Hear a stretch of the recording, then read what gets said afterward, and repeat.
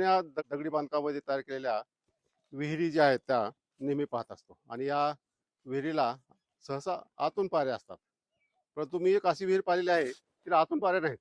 तिला जी विहिरीचे दगडी बांधकाम आहे त्याच्या बाहेरून अशा राऊंड मध्ये पायऱ्या आहेत. जिथं पाणी आपल्याला घ्यायचे तिथपर्यंत तुम्ही त्या पायऱ्यावरून बाहेरच्या बाजूने मध्ये उतरू शकता. तर अशी ही जी बाहेरून पायऱ्या असलेली जी विहीर आहे ती मला एका गडीवर पाहायला मिळाली. आणि ही जी गडी आहे ते साधारणतः 300 वर्षापूर्वीची गडी आहे. मध्ययुगीन कालीन गडी आहे. सरदार नाईक बावणे यांची ही गडी आहे आणि गाव आहे गिरवली, तालुका अंबाजोगाई, जिल्हा बीड. आणि विशेष म्हणजे या विहिरीला मूठ होती. त्याचे आणखी म्हणजे पाणी शोधण्याचे, मोठेवरून पाणी शोधण्याचे जे आराखडा आहे, ढाचा आहे, तो आणखी शाबूत आहे. आणि माझ्या पाठीमागं ही ती बाहेरून पारी असलेली ही विहीर आहे. आणि ही जी विहीर आहे ती गडीची उंची 70 फुटाच्या जवळपास आहे, उंच आहे जमिनीच्या वर. त्याच्या खाली आहे ती. त्याची खोली जी आहे त्या विहिरीची त्या ग्राउंड लेवलच्या खाली आहे. म्हणजे त्यावेळेस सुद्धा पाण्याची किती उत्तम व्यवस्था त्या काळामध्ये केली जात होती त्याचा हा उत्तम नमुना आहे. ही माझ्या पाठीमागे तुम्हाला दिसतंय.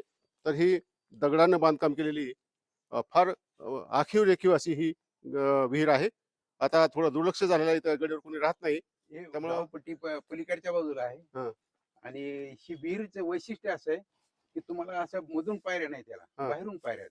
म्हणजे छोटा मुलगा सुद्धा, लहान लेकरू असं पळत जाऊ शकतं मध्ये गोल फिरत फिरत. मग आता ही झालं का ते? नाही, ते दिसतं ना, पलीकडून दिसतं ना बाजूने. मग चला पाहू ना, दाखवा ना. हो. कशी एक विहीर आहे ही? आणि उंची किती असेल गडीची अंदाज? साधारणतः 70 फूट असू शकते. 70 फूट. 70 किंवा 100 बी. आणि त्याच्यावर एक विहीर आहे. त्याच्या बाहेरून पायऱ्या असणारी मी पहिल्या वेळेस विहीर पाहतोय. ते इथून तुम्हाला खाली जाता येत होतं. म्हणजे मी पहिली विहीर पाहिली की मधून पायऱ्या नाही, परंतु बाहेरून पायऱ्या असलेली. आणि हा खालपर्यंत जाता येत. आता जाता येते का?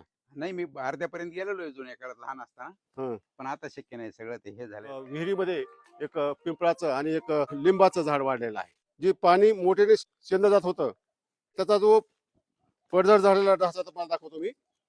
तर ही या बाजूनी धाव होती बैल हाकण्यासाठी आणि त्याचं हे थरवळ आहे. इथं मोठ्याने पाणी पडायचं. तुम्हाला हे जे दिसतंय दगडी दोन त्याला छिद्र दिसत आहे तुम्हाला. इथं तो रहाट म्हणजे लाकडावर रहाट म्हणजे लाकूड यात ऋतून बसवलं जायचं आणि तिथून रहाट वर असायचा आणि त्यानंतर मग मोठ्याने पाणी इथं शेंद जायचं. त्याचं हे थरवळ आहे. त्याला मराठीमध्ये जुने लोक थरवळच म्हणतात त्याला.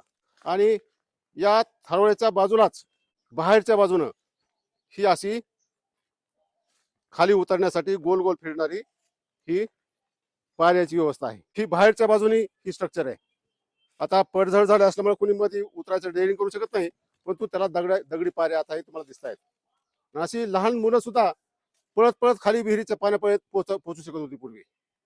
तर इथले जे नाईक बावणे कुटुंब आहे ते आता इथलं गडीवरची पडझड झाल्यामुळं खाली गडीच्या पायथ्याशी वाडे बांधून राहते.